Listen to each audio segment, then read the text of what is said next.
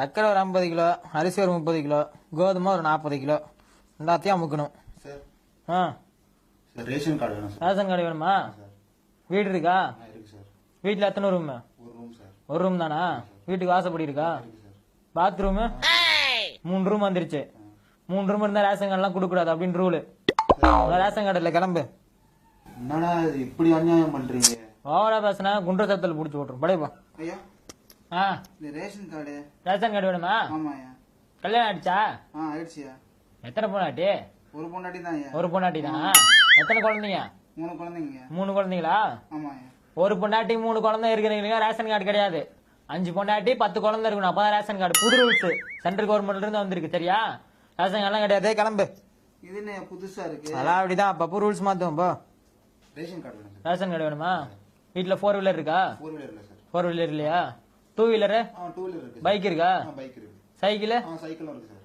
Running சேர்த்தா 4 wheeler வந்துருச்சு. 4 வீலர்ல இருந்தா ரேஷன் கார்டு கிடையாது, கிளம்பு. புது ரூல்ஸ். போ போ போ. ரேஷன் கார்டு வேணும். ரேஷன் கார்டு வேணுமா? ஆமா.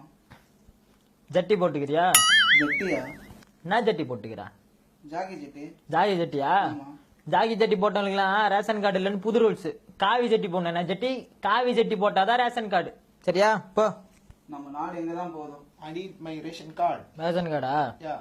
தினமும் வீட்டுல பசுமாடு வளர்த்து சாமி கும்பிடுறியா? No. இல்லையா? No. நம்ம காலைல வெறும் வயித்துல மாட்டு கோமியம் குடிக்கிறியா? You mean urine? Kavi urine. No.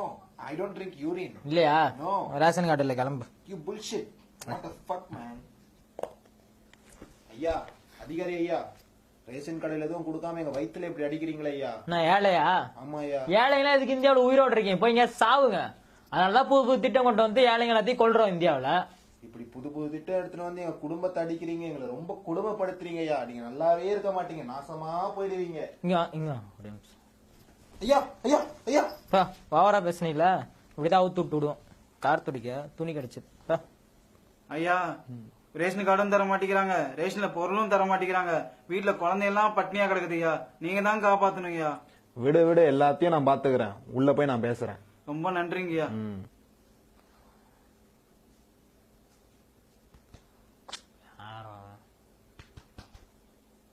தலைவரே உட்காருங்க. தலைவரே உட்காரு.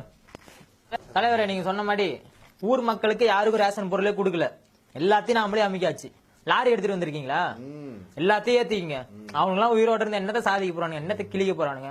அவங்களாம் இதுக்கு உயிரோட வாழணும். எல்லா பொருளும் நீங்க வச்சுங்க. உங்களை மாதிரி அரசியல்வாதிங்க தான் நல்லா வளரணும். அதுக்காக தான் இந்த அரசாங்கமும் இந்த திட்டங்களும், சரிங்களா?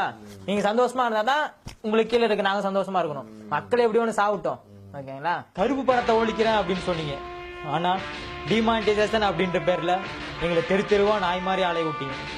விலைவாசியை குறைப்பீங்க அப்படின்னு பார்த்தா ஜிஎஸ்டி அப்படின்ற பேர்ல எல்லா அடிப்படை பொருளுக்கும் விலை ஏற்றி எங்களுக்கு ஆப்பு வச்சீங்க. ரேஷன் கடையில் நடக்கிற ஊழலை குறைப்பீங்க அப்படின்னு பார்த்தா ரேஷனையே ஒழிச்சு ஏழைங்க வயிற்றுல அடிக்கிறீங்க. கேஸ் சிலிண்டருக்கு மானியம் கொடுக்குறோம் அப்படின்ற பேர்ல பேங்க் அக்கௌண்ட் ஓபன் பண்ணுங்க, ஆதார் கார்டு எடுங்க அப்படின்னு சொல்லிட்டு எங்களை அலைய விட்டுட்டு இப்ப கேஸ் சிலிண்டருக்கு மானிய ரத்து அப்படின்னு அதிர்ச்சி அறிக்கை வெளியிடுறீங்க. உண்மையிலேயே நீங்க பைத்தியம் தானா இல்ல பைத்தியம் மாதிரி நடிக்கிறீங்களா? Spirulina Organic Products. நாங்கள் தலித் மக்களை நிர்வாணப்படுத்துவோம், மாட்டிறைச்சி சாப்பிடுவர்களை அடித்து கொள்ளுவோம், விவசாயிகளை நிர்வாணமாக்கி நடுரோட்டில் அலைய விடுவோம், அப்துல் கலாம் சிலைக்கருகில் பகவத்கீதையை வைத்து மத கலவரங்களை உண்டாக்குவோம், நாட்டில் ஏழைகளே இருக்கக்கூடாது என்பதற்காக ஏழைகளையும் அடித்தட்டு மக்களையும் கொல்லுவோம். இதுவே எங்கள் கட்டளை, கட்டளையின் சாசனம்.